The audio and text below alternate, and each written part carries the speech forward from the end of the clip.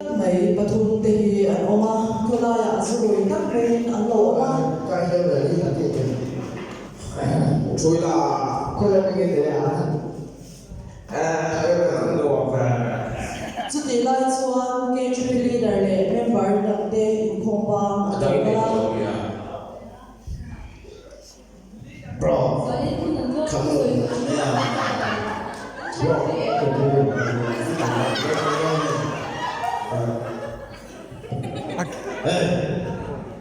nói đi bao nhiêu thằng sao con cái tao có đâu他老婆那个是马来西亚话， cái này cho một cái gì cái gì đó bây giờ tôi chúng ta dùng sức bên để xua nó cái này sử dụng người ta đây là đi cái sự là gì rồi cái họ chuyển đổi của chúng mình nè nó đi xuống cái sao của tổ chức những việc cho việc sửa việc gì cái gì đó anh chỉ là bọn anh đi học coi là xuống cái sao của tổ chức anh dấu xin cái gì rồi hết ở đồng bộ tôi đi đúng không các bạn cần phải làm thế điều cái này sẽ là cái bộ mà thì là cái gì mà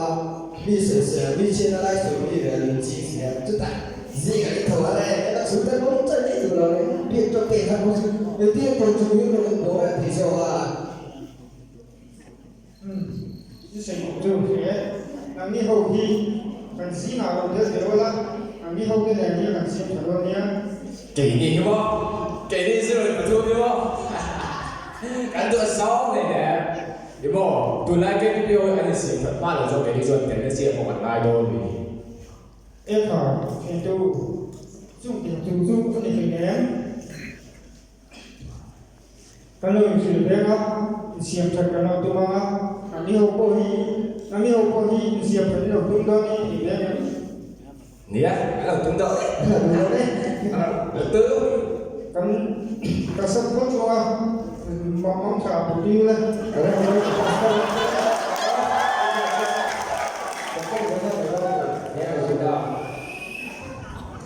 chúng tôi cái khi của chúng ta là sẽ chúng ta sẽ cái khi mình nói thì là cả tổ mai rồi一盖多一下。 bom còn nữa là vấn đề anh lo là RP bị chú lập tôi bị đổ xe gì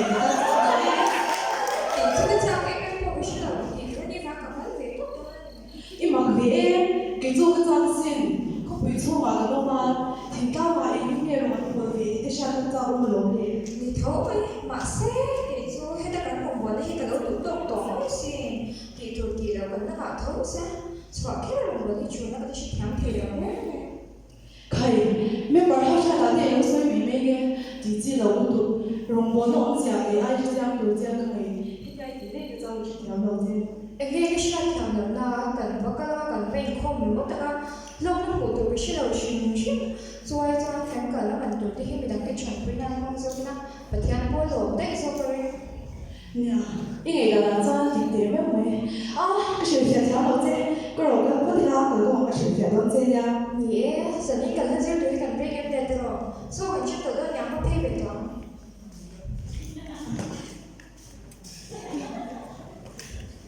我以为他是那个表，那个错的对，也成那个错掉。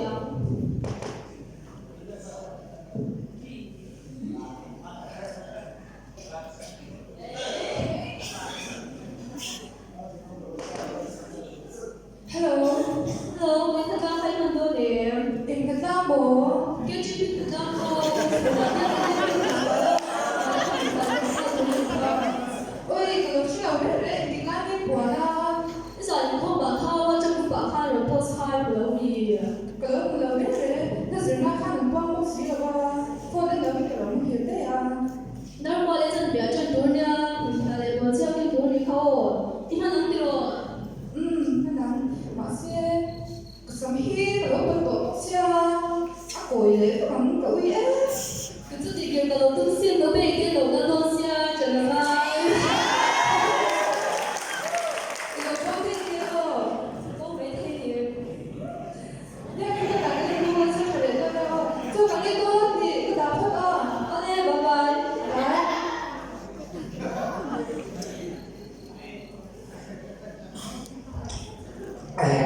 sản cái thì mấy cái sữa út thì đắt lắm mình không biết cái đấy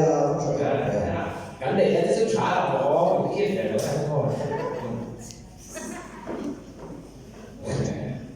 đi đâu phải sẽ còn lại nhiều bò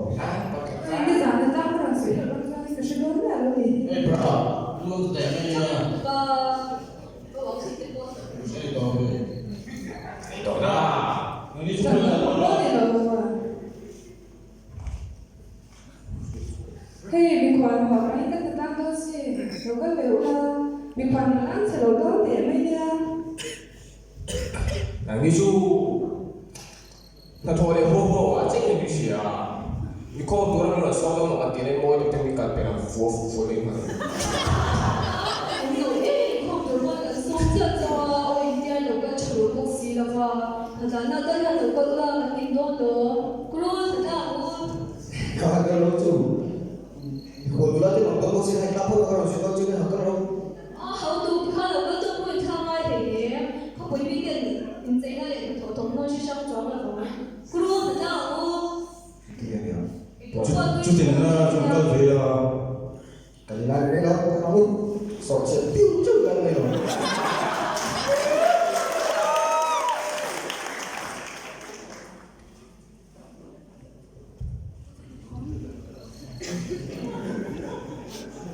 ê để bắt đầu con gì đi bắt đầu gì vậy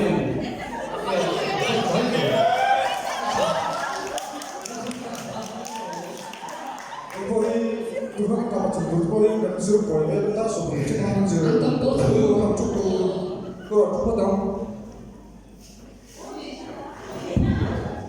có đồng tài nhưng dùng để giảm những mấy cô ta chỉ có vào để không có nhà cái thằng bác tôi để thằng quý tôi mới cần dùng đó thì nhà người là so people bet that on that rồi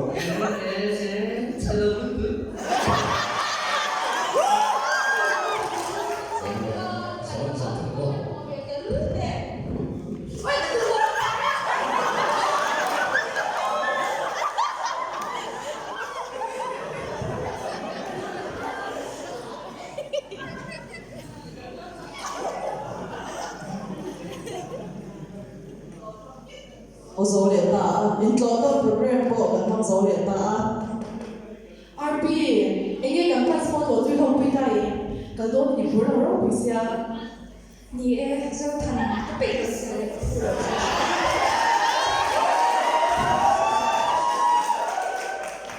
Niang dire ha, a pe lo pe mo she ke cha ke. zo tan ti tak cha ne ai ko me ko za ke chen bia mo lo bo to ki ti zo ke to kan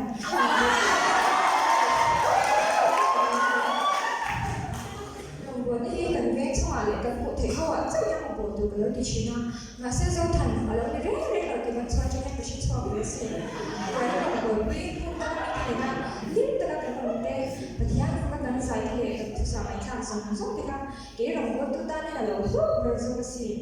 còn thì đang cái chuyện bi har sức đặt cho bạn hiện tại là thể tốt cho chuyện được không cái có quý nữa là ông đồng bộ tự quý một tí hàng cả lâu từ rất là cái vấn đề Niang sin RP, rong bo na ko ai tin chap ton na na, kon da chwa fo he bui bui ni chare na si. Ni e cùng thì chắc cái chuyện biểu cái này tốt quá. Còn theo cái chuyện nào cũng biết không có cái gì trái.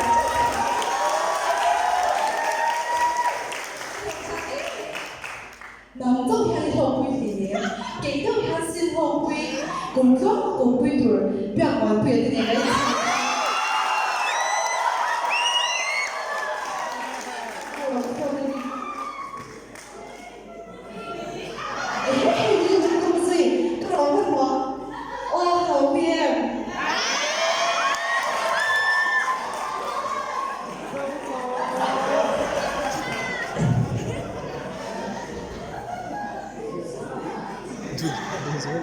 còn phần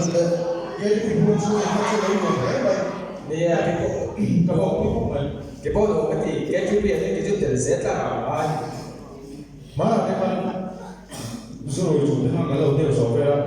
thì cho cái chiến thật rất là nhiều nè còn cái people nó sẽ chụp hot này chỗ đó chỗ đó thì mình phải chụp cái gì mà tôi còn lại là nó không biết cả nó sẽ mấy ông xe đó chỗ đó tôi có lúc mình có số tôi đang